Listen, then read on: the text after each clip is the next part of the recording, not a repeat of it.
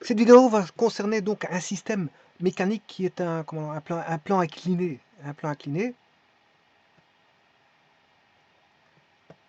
Bon, c'est-à-dire qu'on a une certaine inclinaison que je vais attribuer un angle alpha. Et qu'est-ce que je vais faire ici? Je vais tout simplement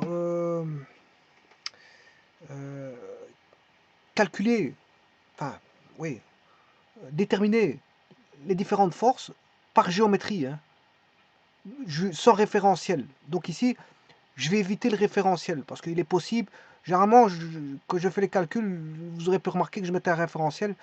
Mais ici, justement, l'astuce, c'est de vous montrer que on peut résoudre les problèmes de mécanique qui sont basés sur un plan incliné par rapport à non plus un référentiel. Donc, ici, qu'est-ce que je vais faire?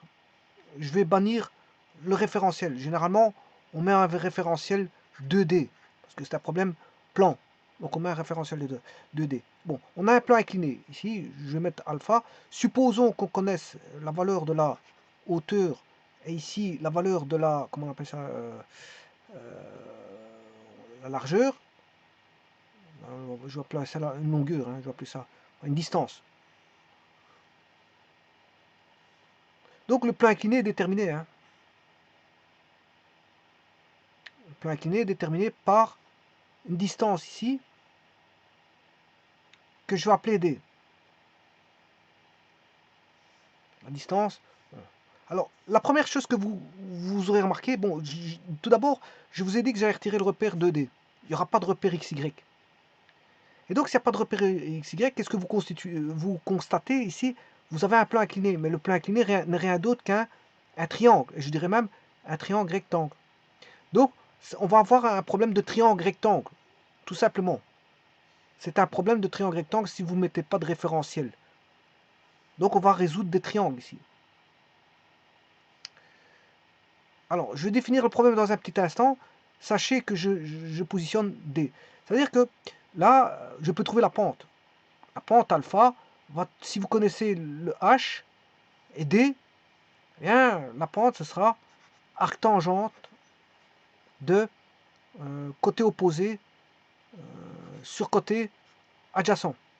H sur D. C'est-à-dire, par exemple, ici, vous avez 10 mètres et là, 27 mètres. Ben là, vous pouvez faire 10 sur 27, arctangent de 10 sur 27 et vous aurez l'angle en degrés qui vaut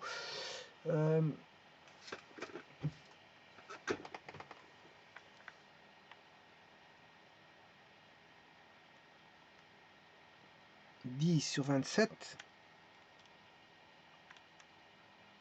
20,32 degrés. Bon, j'ai pris au centième, hein, il y a des autres. Bon. Donc, l'angle ici, il est déterminé. Hein. Si vous prenez 10 mètres et 27 mètres, ben, alpha va valoir la pente. C'est la, voilà, c'est la tangente alpha, c'est une pente. Hein.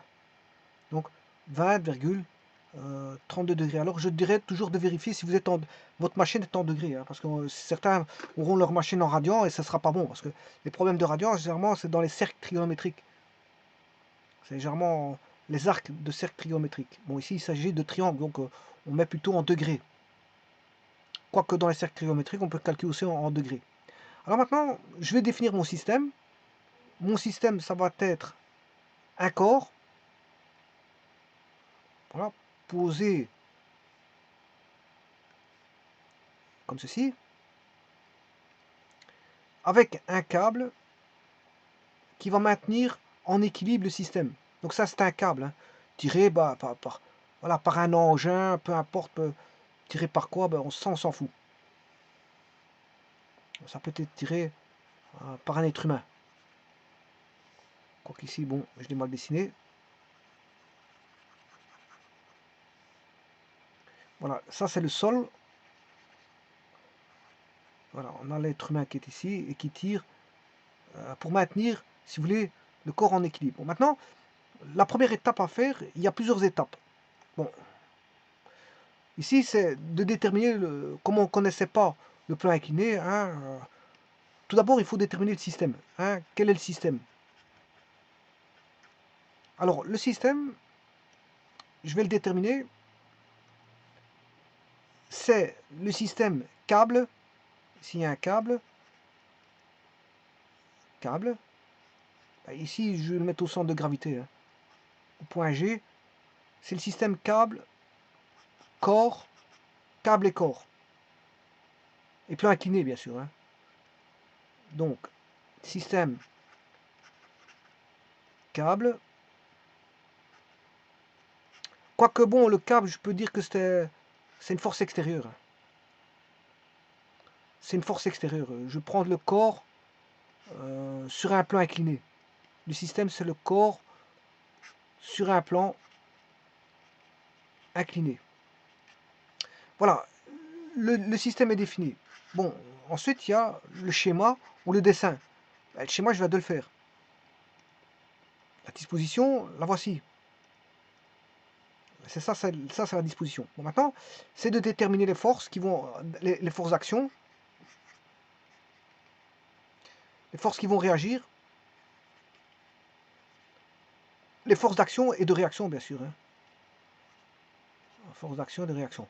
Bon, alors les forces d'action, comme le système c'est le corps, on a une force qui est ce qu'on appelle le poids. C'est-à-dire, c'est la Terre va attirer le corps. La Terre va attirer le système qui est le corps. Donc, d'office, on a une composante suivant, bien sûr, la direction perpendiculaire au plan horizontal, puisque le poids est dirigé vers le centre de la Terre. Comme ici, on a une portion de terre qui est horizontale, voilà, donc il est dirigé perpendiculaire au sol AB. Voilà. Là, ça c'est une première force. On a une seconde force qui est une réaction du sol, qui est une normale, hein, parce que généralement N c'est une résultante, ça c'est la normale. C'est la normale, c'est la réaction du sol sur le corps. Bon, et on a une troisième force, bien sûr, c'est la force de traction. La force de traction du câble, pour le maintenir en équilibre. Voilà, donc on a trois forces. Alors supposons qu'on connaisse le poids. Bon, le poids on peut le connaître, M fois G. Supposons que je décide que la masse vaut 50 kg, ben, le poids, ça va être environ, je vais faire fois 10, hein, 50 fois 10 newtons. Parce que 9,81, je vais le transformer environ en 10, ce qui fait, là on a 500 newtons. Voilà, et tout va se jouer ici. Tout va se jouer ici. Donc, la deuxième, là, c'est de déterminer, un, quel est le système, bon, 2, un schéma, 3, définir les forces d'action et de réaction. Alors si il manque une force, tout sera mauvais, hein. Il suffit d'une force manquante pour que tout soit mauvais. Bon, là c'est déterminer les forces en présence, les forces d'action et de réaction. Ce sont les forces en présence. Et là, elles ont été trouvées, puisqu'on a une force de réaction qui est la normale, au plan, au plan incliné. Voilà, il y a la force d'action de pesanteur, et il y a la force de traction, qui est une force musculaire appliquée par l'individu. Voilà, donc on n'a que trois forces. Voilà. Et donc, si on a trois forces, le système ici, il est en équilibre. Donc, je peux appliquer somme des forces égale 0. Alors, qu'est-ce qu'on connaît? Qu'est-ce qu'on connaît? Qu'est-ce qu'on recherche? Maintenant, le tout, c'est de rechercher les inconnus. Bon, ici, bon, ça c'est ça dépend de ce qui est demandé. Alors, quels sont les inconnus? Ben, les données, c'est le poids. On connaît le poids. On connaît sa direction, son sens et sa grandeur, sa valeur. Ce qu'on ne connaît pas, ben, c'est N et la force de traction. Et donc, bien sûr, alpha étant connu, hein. Le plan incliné, on connaît l'inclinaison du plan. Donc, là, on va essayer de chercher N et FT par, justement, par dessin. Je ne vais pas le faire avec un repère. Je vais le faire par les triangles. Ah ben, voilà, par les triangles. Vous voyez qu'on a trois vecteurs et ces vecteurs-là forment un triangle. Donc, je vais résoudre le problème par les triangles. Et bon, c'est possible parce que on connaît un angle alpha et euh, on connaît un angle et on connaît, comment on appelle ça, un vecteur. Alors, on ne connaît pas les deux autres. Donc, on sait déterminer tout ça.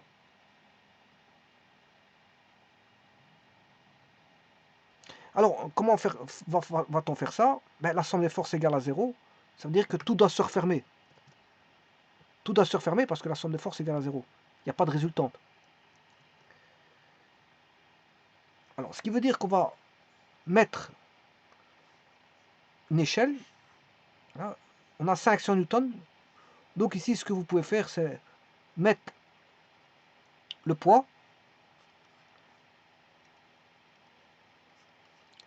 Par exemple, vous mettez 1 cm égale 100 newtons. Comme on a le poids vaut 500 newtons, on aura 1, 2, 3, 4, 5 cm. Voilà, 5 cm. Donc ça veut dire que le poids, il va aller de là à là. Ensuite, on connaît la direction de la force de T, Ft. Ft, qui est la force de traction du câble. Bon, on connaît sa direction, donc il suffit d'aller par rapport à l'horizontale, remettre cette direction. Alors, comment je peux faire pour trouver cet angle à face sans rapporteur? Ben, vous mettez une distance de 2 cm, 7. 2,7 c'est environ ici. Là, j'ai 2,7 cm. Voilà, et la pente, elle fait 10 mètres ici. Donc, je vais mettre 1 cm. À partir d'ici, je mets 1 cm. Donc, ce qui veut dire que l'angle d'inclinaison, alpha, qu'on a trouvé tout à l'heure, bah ici, le alpha, il vaudra, cet angle-là est connu, puisqu'il vaut alpha. Il vaut, je ne l'ai pas mis, mais ici 22 degrés 30, 32. 20,32 degrés.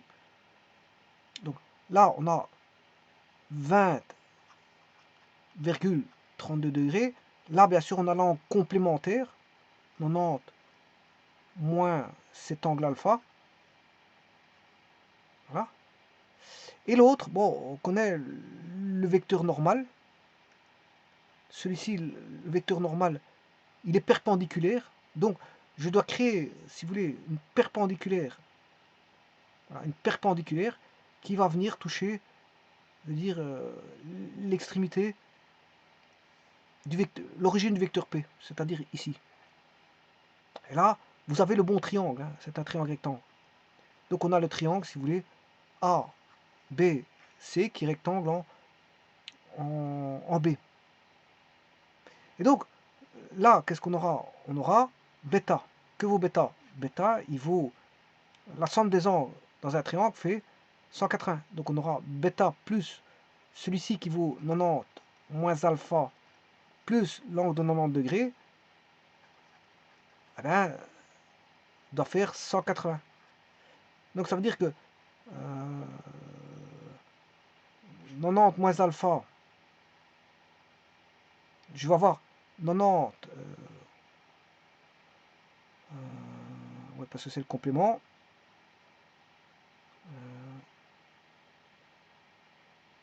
Voilà, on aura 90 plus 90, ça fait 180. On aura bêta moins alpha égale 180 moins 180. Ça veut dire que bêta égale bêta moins alpha vaut 0. Ça veut dire que bêta vaut alpha. Bêta vaut alpha. Donc là, c'est 20 degrés. Voilà, c'est 20 degrés. Donc, on connaît ce triangle-là, il est connu au niveau de ses angles, mais pas au niveau de ses côtés. On n'a qu'un seul côté de déterminer. Bon, on va calculer ça.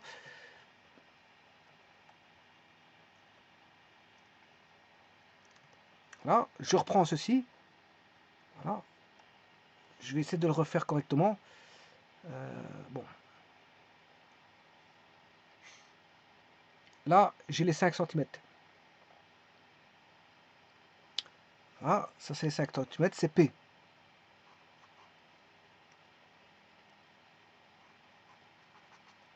Ça c'est P. Alors, je vous ai dit qu'ici, là, on a un angle. Là, on a un angle droit. Hein, je vais l'appeler ça A, B, C. Et là, ben, c'est alpha, si vous voulez. Bêta égale alpha. Il vaut 20 degrés 32. C'est l'angle que l'on a ici. 20,32 degrés. Ben, on le retrouve là. 20,32. Donc, c'est alpha ici. Et donc là, on a 90. Donc là, c'est le complément. C'est 90 moins alpha, si vous voulez. Voilà. Et donc, on sait tout déterminer. Donc, si vous voulez la normale, la valeur de la normale, la direction, on la connaît, hein, elle est perpendiculaire au sol. FT, sa direction, on la connaît. C'est pour ça que j'ai pu dessiner le triangle, c'est parce que je connais leur direction. Leurs sens sont connus, ce qu'il y a, ce sont leurs valeurs, donc leurs intensités. Et là, bon, c'est de la trigonométrie, parce qu'on a un triangle rectangle. ABC est un triangle rectangle, donc on a la valeur de P, je la connais, donc ce module, je le connais. Le module de P, je connais. Voilà, parce que c'est le module de P, qui est P sans la flèche, c'est 500 newtons. Donc je peux trouver, voilà, connaissant alpha, alpha c'est côté opposé, enfin, alors AC c'est l'hypoténuse. Hein. Voilà. Donc si je cherche BC, BC, la distance BC, n'est rien d'autre que la norme de vecteur normale. C'est la normale ici. C'est sa force de traction. Donc BC c'est la normale. Et BC c'est côté, si je fais BC sur, BC c'est le côté adjacent, alpha, donc on aura côté adjacent sur l'hypoténuse est égal, côté adjacent c'est le cosinus alpha. Donc on aura BC, mais BC je vous ai de vous dire que c'est N, c'est P fois cosinus alpha. Voilà.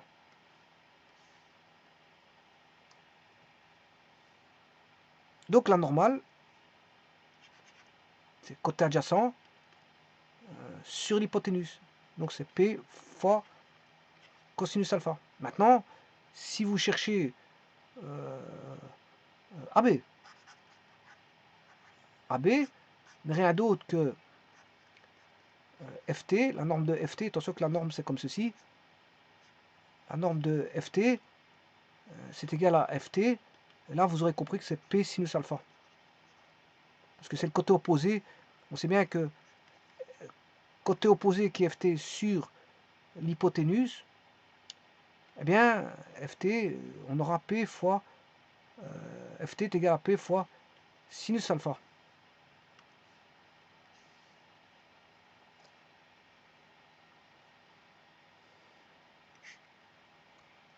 Et donc, de cette manière-là,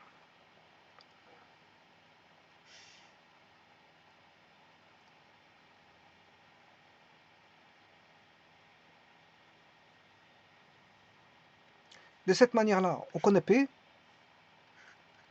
500 newtons, N, on peut trouver à partir de P, et de l'inclinaison, et FT, bah, on sait trouver par rapport à P et l'inclinaison. Simplement, il faut prendre le sinus. Et donc, là, on peut trouver soit la normale, soit la force de traction. Alors, si on vous demande la force de traction, ben, vous connaissez 500, 20,32, 500 newtons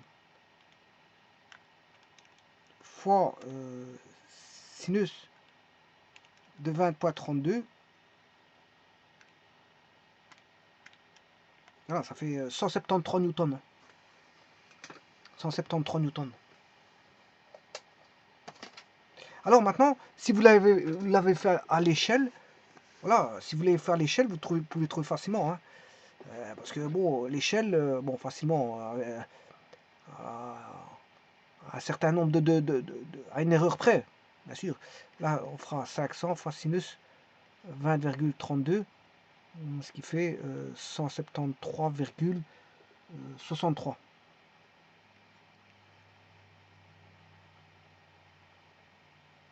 Alors, pourquoi, si vous l'avez fait à l'échelle, là vous avez 5 cm.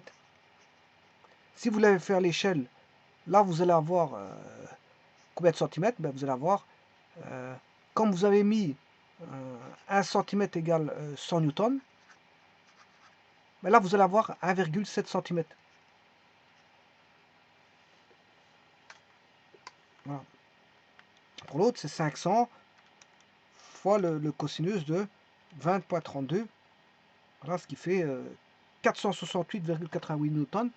Donc, là, on aura 400, pour la normale, 468,88 newtons. Hein, parce que je fais le cosinus de 20,32 hein, fois 500, puisque le poids vaut 500. Et là, vous devez mesurer 4,68 cm. Voilà. Et donc, voilà, par un truchement d'échelle, on sait trouver combien ça fait. On sait trouver combien ça fait. Alors, si je veux faire ça par GeoGebra, regardez bien, je vais mettre 5 cm, donc un point en 5, 0, 0,5. 0,5, voilà ce point-là. Bien sûr, un point en 0,0. Voilà, et donc j'ai le segment. Je ne vais pas mettre le vecteur, hein, je peux mettre le vecteur AB, mais ici je peux mettre juste avec des segments pour avoir les mesures de distance et tout. Donc là, je vais mettre un segment, segment AB. J'ai pas besoin de mettre le vecteur. Bon, ça m'intéresse pas ici.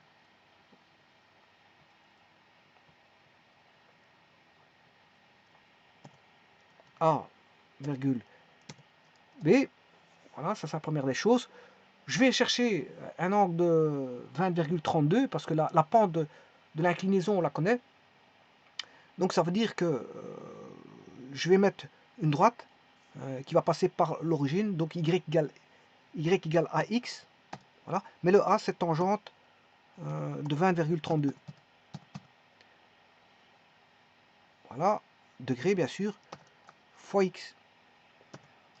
Voilà, c'est cet angle-là. Et maintenant, j'ai plus qu'à aller chercher la perpendiculaire de ceci qui va passer par A. Voilà. Je vais chercher les intersections. Bien sûr, de celui-là avec celui-là. Et voilà, j'ai mon triangle ABC. Et donc, si je cherche la distance BC,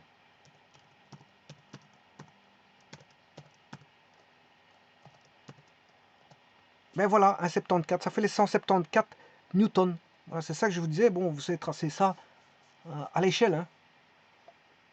Voilà. Alors, l'autre, il fait 4,68. On va regarder la distance AC. Ici, je travaille au centième, mais sur GeoGebra. Hein. Bon, c'est normal qu'ils mettent un 74. Voilà, 4,69. Alors, ça, c'est au centième. Moi, j'ai travaillé avec plus de décimales, donc bon, c'est 4,68.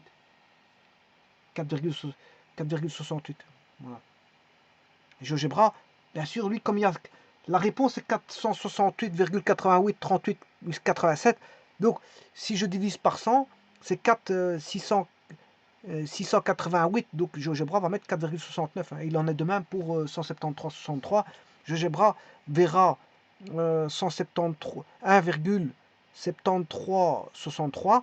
Donc, le 6 là-bas, le 6 là-bas, si je divise par 100, le 6 là, bon, il est au-dessus de 5, donc là ça fera 1,74. C'est pour ça que GeoGebra travaille au centième.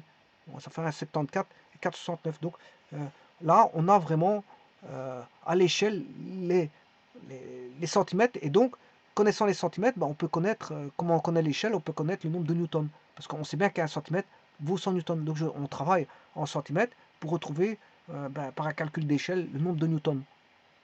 Donc ça, c'est une résolution, si vous voulez, géométrique. Hein. C'est une résolution de type géométrique.